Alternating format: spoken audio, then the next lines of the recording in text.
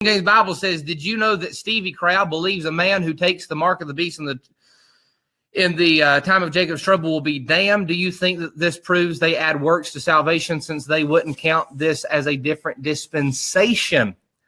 I don't know. I don't know if I'd necessarily say that was works in a way. I mean, I see what he's saying. I see what you're saying.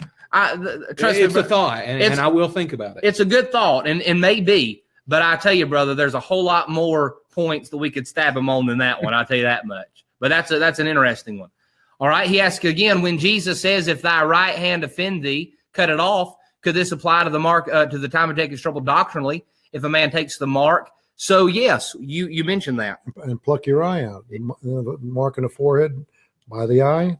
Yeah. There may be some eye recognition, all that technology they're doing now. You don't know where the marks, the eyes in the head. That's interesting. And he also mentions the beheading too, as well. The beheading. Well, and I'll say this, the Bible talks about the Antichrist in Zechariah 11 having that bad right eye. Mm-hmm. And it also talks about idle shepherd chapter. Yeah, the idle shepherd chapter.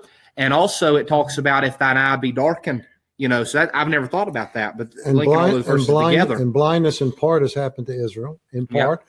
And the number one, military, for a country that's only 70 years old next year, the military is more important than the political leaders. Mm-hmm. And the number one military icon of the whole country's nation, Moshe Dayan, with the patch. And his patch was on eBay the other day for $75,000. Oh, that's interesting. We're not dogmatic about any of that. It's just interesting to think about. Very much so. Interesting to think about. All right. He also